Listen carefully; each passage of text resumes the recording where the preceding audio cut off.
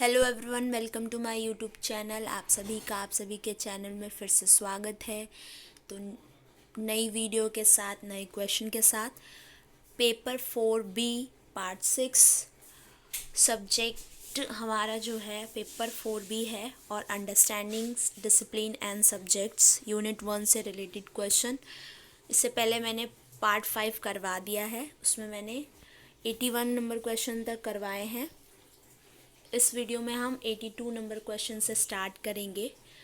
तो फर्स्ट जो question 82 number question है वो हमारा है, केंद्रीय शिक्षा सलाहकार बोर्ड ने 1938 में बच्चे को किस भाषा में शिक्षा देने की बात कही थी प्राथमिक स्तर पर?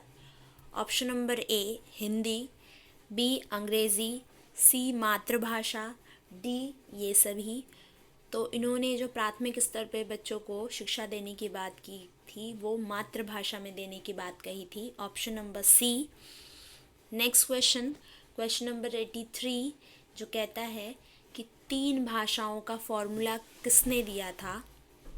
ए केंद्रीय शिक्षा सलाहकार, बी कोठारी कमीशन, सी संविधान द्वारा, या डी ये सभी।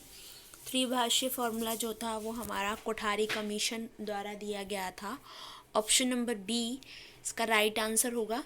नेक्स्ट क्वेश्चन, क्वेश्चन नंबर 84 जो कहता है कि बहु अध्ययन क्षेत्र उपागम का क्या अर्थ है?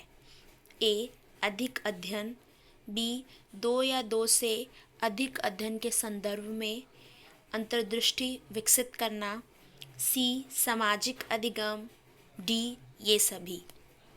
तो इसका right answer option number B होगा, 2 या 2 से अधिक अध्ययन के संदर्भ में अंतर्दृष्टि विकसित करना बहु अधिगम उपागम कहलाता है। तो ये थे हमारे यूनिट 1 के क्वेश्चन। यूनिट 1 हमारी कंप्लीट हुई यहाँ पर।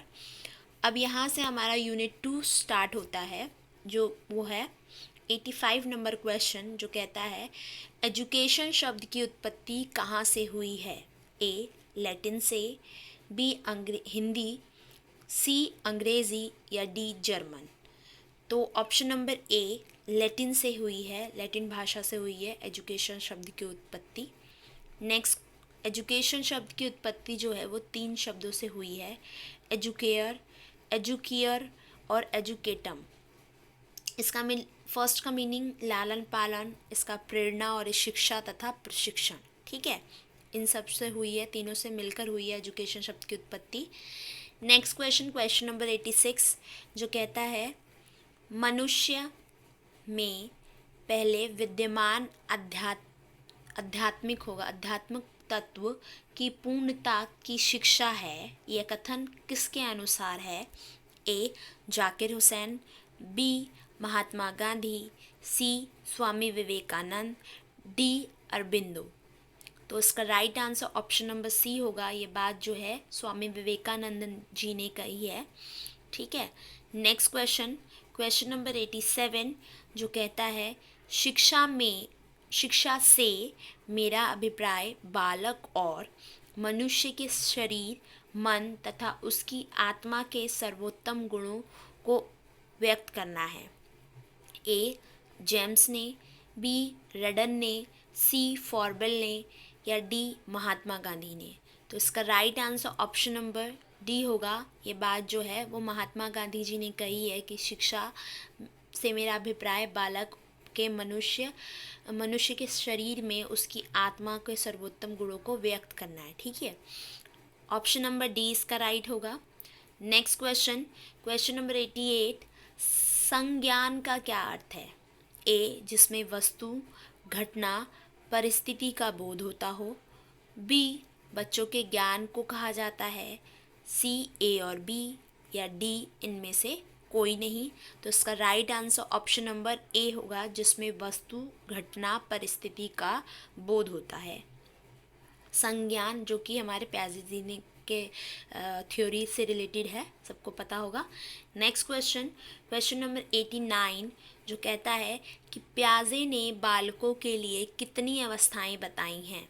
ए 4 अवस्थाएं, बी 5 अवस्थाएं, सी 6 अवस्थाएं या डी 2 अवस्थाएं? तो प्याजे ने 4 अवस्थाएं बताई हैं, ऑप्शन नंबर ए।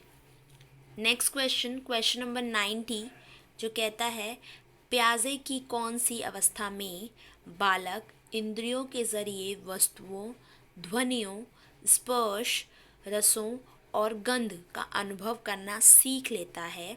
ये कौन सी अवस्था है? ए संवेदीय पेशावस्था, बी औपचारिक प्रक्रिया, सी स्थूल प्रक्रिया या डी पूर्व प्रक्रिया, इंग्लिश में sensory motor period, formal operation stage, concrete operational stage या प्री ऑपरेशनल पीरियड।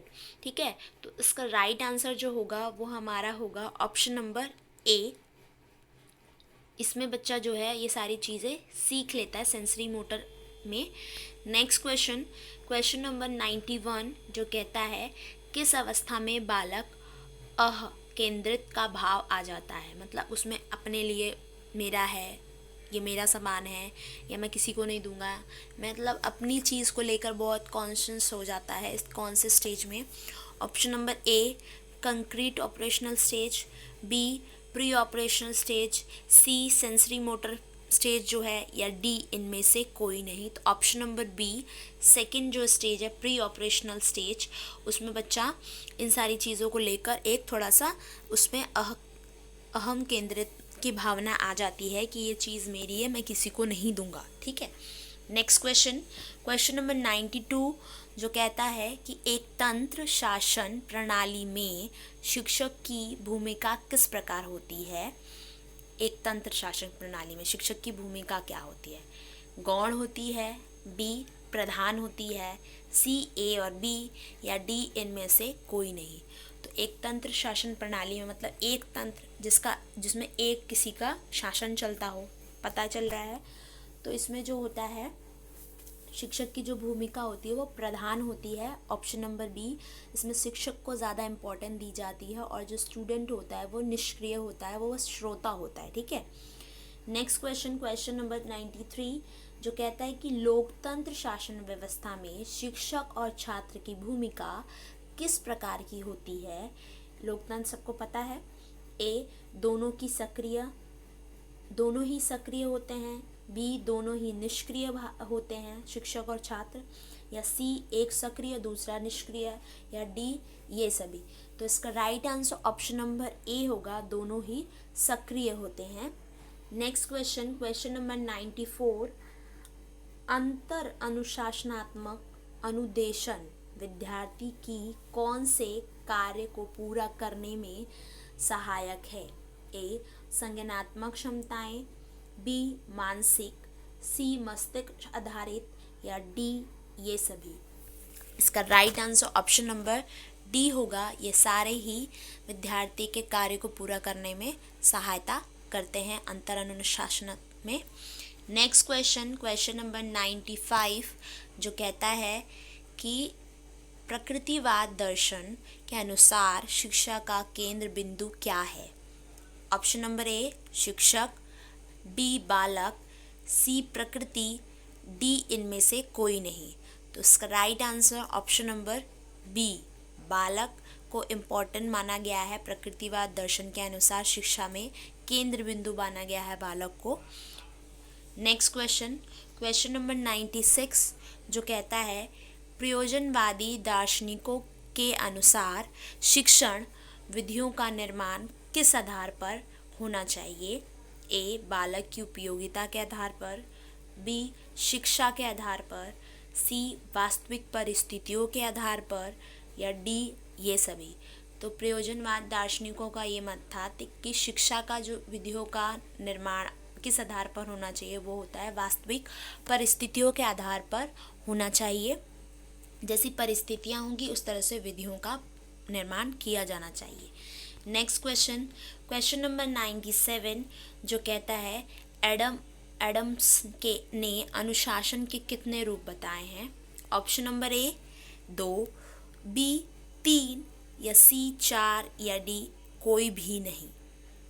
ठीक है, इनमें से कोई भी नहीं। ऑप्शन नंबर बी होगा, 3 बताए हैं एडम्स ने अनुशासन के रूप बताए हैं। ठीक है, नेक्स्ट क्वेश्चन, क्वेश्चन नंबर 98। दमनात्मक अनुशासन किसे कहते हैं? ए, जिसमें बालक पर दबाव दाब कर बालकों को दाब कर बलपूर्वक नियंत्रण रखा जाता है। बी, जिसमें बालकों को विनय भाव से देखा जाता है। सी, जिसमें बालकों को पूर्ण रूप से बोलने का अधिकार होता है। डी, इसमें शिक्षकों का कोई नियंत्रण नहीं रहता। तो ऑप्शन नंबर ए, जिसमें बालकों पर दबाव बनाकर बलपूर्वक रखा जाता है, उसे दमनात्मक अनुशासन कहते हैं, जोर जबरदस्ती वाला जो होता है। Next question, question number 99। भावनात्मक अनुशासन किसे कहते हैं? ऑप्शन नंबर ए, जिसमें दमनात्मक अनुशासन होता है। बी, जिसमें स्वाभाविक अनुशासन होता है। सी, जिसमें श्रद्धा और विनय की भाव पैदा होती है, या डी, ये सभी। तो इसका right answer option number C, जिसमें श्रद्धा और विनय की भावना पैदा होती है या रहती है। टीचर बड़े अच्छे से बच्चों को अनुशासन में रखता है और उनको समझाता है। नेक्स्ट क्वेश्चन, क्वेश्चन नंबर 100, जो कहता है कि मुक्तियात्मक अनुशासन किसे कहते हैं? ए, जिसमें बालक को स्वतंत्र होते हैं। बी, जिसमें बालक को बोलने की स्वतंत्रता नहीं होती। सी, ए और बी, या डी, जिसमें नियंत्रण कक्षा होती है, जिसमें कक्षा जो होती है वो नियंत्रित होती है। तो ऑप्शन नंबर ए इसका राइट होगा, जिसमें बालकों को स्वतंत्रता होती है बोलने के लिए या कुछ भी अपने विचार रखने के लिए। ठीक है। नेक्स्ट क्वेश्चन 101, जो कहता है कि UNESCO का पूर्ण नाम क्या है या फुल फॉर्म क्या है? A, United Nation educational. B, United Nation educational scientific and cultural organisation. C, United Nation organisation, या डी, ये सभी। तो इसका फुल फॉर्म जो होगी option number B, United Nation education scientific and cultural organisation. ठीक है। तो ये थे हमारे क्वेश्चन। नई वीडियो में नए क्वेश्चन के साथ फिर से मिलेंगे। आप लोग परेशान मत होइए, अच्छे से पढ़ाई कीजिए। तो ये था हमारा पेपर 4B के पार्ट 6 यूनिट 2 और 1 से रिलेटेड क्वेश्चन। और मैं रिवीजन भी करवाऊंगी। मैंने एक रिवीजन वीडियो डाली है नॉलेज एंड करिकुलम की, आप लोगों ने उम्मीद है देख ली होगी। जिन्होंने नहीं देखा तो प्लीज़ जाकर देखें। ठीक है। जल्द ही नई वीडियो के साथ फिर से मिलेंगे, और मैं हेल्थ एजुकेशन की भी वीडियो डालूंगी। तो आप लोग प्लीज़ जितनी वीडियो डाली है और अपनी पढ़ाई स्टार्ट रखें, परेशान ना हो। All the best. Next video में नए क्वेश्चन के साथ फिर से मिलते हैं। Good luck. Thank you.